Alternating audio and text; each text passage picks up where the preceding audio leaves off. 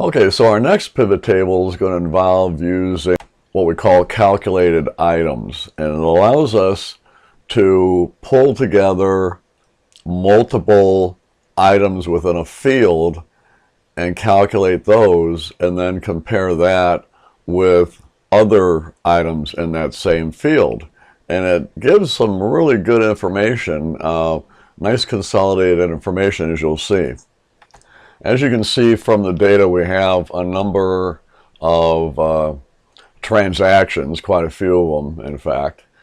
But in column E here, this particular field, we have a number of different, shipping statuses. We have back ordered, we have canceled, we've got shipped, we have pending, and so forth. What we're going to want to do is combine the back orders, the pending, and the shipped, and consider those to be overall sold, and compare that with the canceled. And the canceled are ones, obviously, that weren't sold. So we want to kind of compare our canceled numbers, what they would be, with what was eventually sold, either through having shipped it, directly, or where it was pending, waiting for some sort of authorization, or where it was back ordered. Either one of those three eventually was sold. But when it comes to a canceled order, that's canceled. All right, I mean, it's gone. We haven't sold it. So we want to compare that with those other three. Now, the way we're going to do that is we'll start up, creating a pivot table here. First of all, we'll go ahead and we'll click on the Insert tab here. Go back to Pivot, hit OK. There we go. Okay. So we're going to first of all bring in the status. Now the status, let me just go back to the actual data here. The status is whatever it was. Was it back ordered? Was it canceled? Was it pending? Was it canceled? Whatever it is. That's what that is. So we're going to go ahead and we're going to bring that in. We can put it up in the rows area. We'll start that out first. So there it is. And now what we want to do is, in essence, take this item, and this item within that field, add them up, and make that into a new field, or new item, I should say, called ship. All right? So ship is going to be, sold. Okay, so back ordered, pending, and shipped are all considered to be sold. We're going to combine into that new item called sold by using a calculated item here. So the way we're going to do this is we'll click on to any one of the items. We'll go back up into Analyze. We'll go to our Fields and Items, and we're going to click on to Calculated Item. All right. Now the name of this item is going to be called Sold. All right. And the formula is going to be taking the ship, so we'll double click that, plus the pending, double click that, plus the back ordered. All right, and that's it. Go ahead and hit OK. And now that item ends up being in here. Now, just to give you a little sense of things here, we're going to go ahead and now bring in the total, which in some of the other videos it was called T total. So we just kind of gave it a different name this time around. But we've got that put over in there. So what you've got here is the sold, which is what we just created, is equal to taking the back order, the pending, and the shipping, adding those three together to come up with that. All right. Now, given that the sold is representing those other three, and that's what we wanted to do, we don't really need to display those other three. So what we'll do is we'll hit our little filter button here, hit the select all, and just tell it that we want to see the canceled, all right, and then the sold. Hit OK, and there we go. Now let's switch this around just a little bit, and we're going to take the status, that field, and put it back into the columns, all right? And then for our rows, what we'll do is we'll look at maybe our customers, all right? So we'll find the company here, drag that down into rows. So now what we're looking at are each of our customers, how much dollar-wise in sales, like, or in potential sales, were actually canceled, how much of it was sold, and so forth. Doesn't make much sense to, you know, have a grand total for it.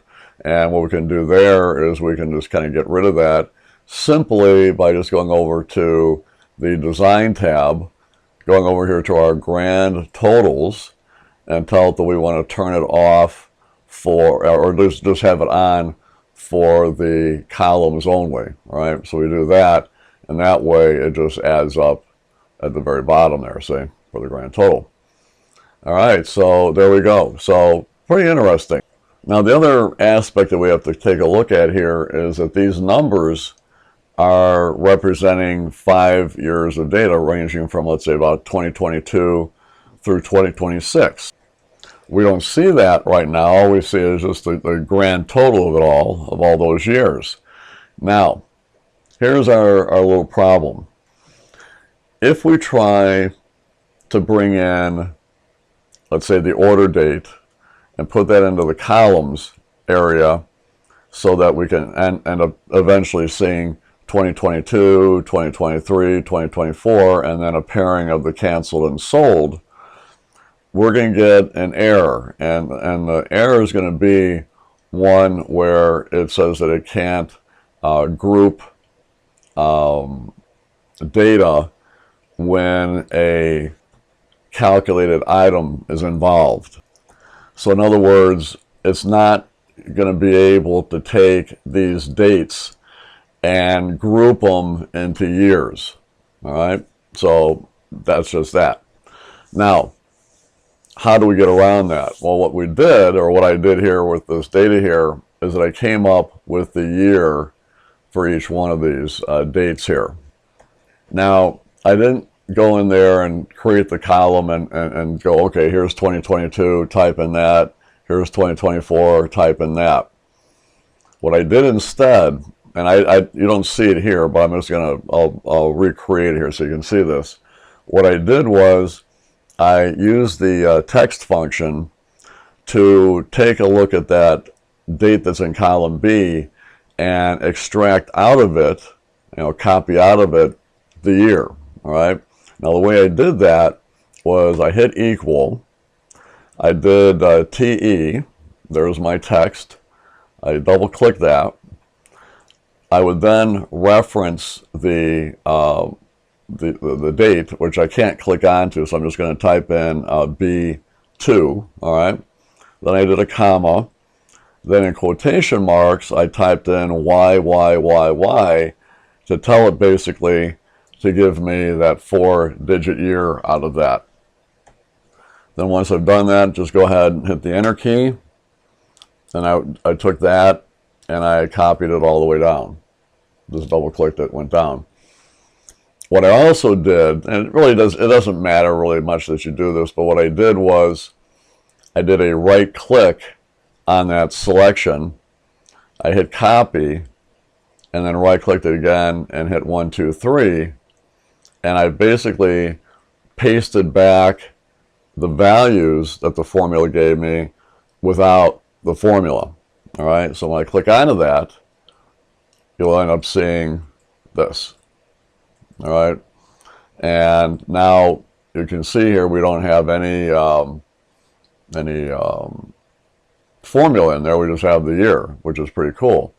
It gives you like a little error message in here, basically saying that the number is stored as text. It really doesn't matter.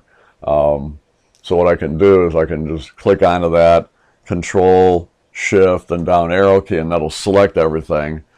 And then I can click on that marker and say ignore the error. And that's it. And that takes care of that part. Now, So given we've got that now, so now we'll go back to the pivot table here. Now, what we're going to do now is we're going to bring in that field. So instead of bringing in the order date, we're just going to bring in that year field. And we're going to take that, I'm going to drag it and put it above the status there. Let go, and there we go. So as you can see here, we have the year, right? And then we've got the canceled and the sold, and we've got our numbers in there. That's pretty cool. Now I can go back in and maybe go back to the design. Go find my formatting here, maybe find a format that I might like, maybe something like that. And maybe also too, kind of change the formatting of the numbers. Oh, by the way too, we can also go ahead and maybe band the rows, kind of give it some life there, and maybe even do the columns and get that looking like that. So it makes it a little bit easier to read. And then what we can do is we can just do a right click on any one of the numbers, go to our value field settings, number format, hit number, commas, no decimal places, hit OK. There we go. And that should take care of it.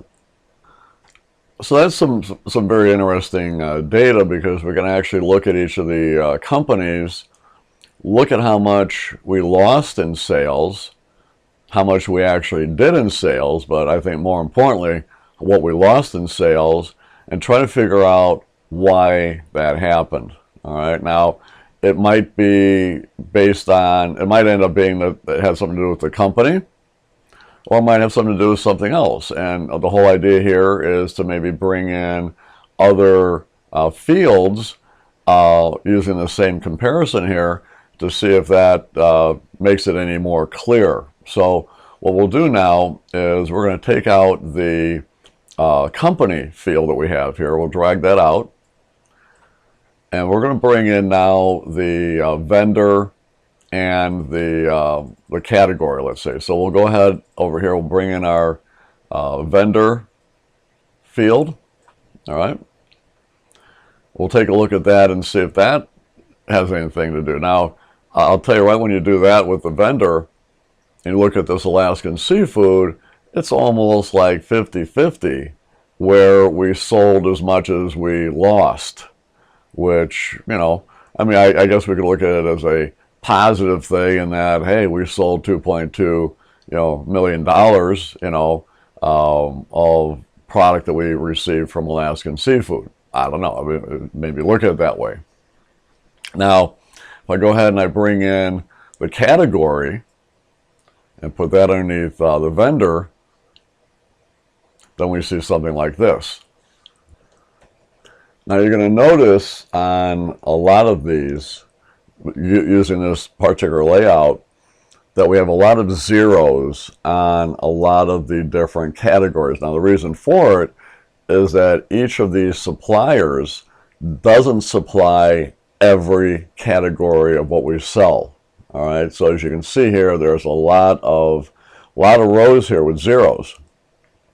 And this would happen regardless of what we were breaking the data down by up here. Now, your thought would be, well, that is taking up a lot of room, and there's really no reason to display, rows of data that are zeroed out.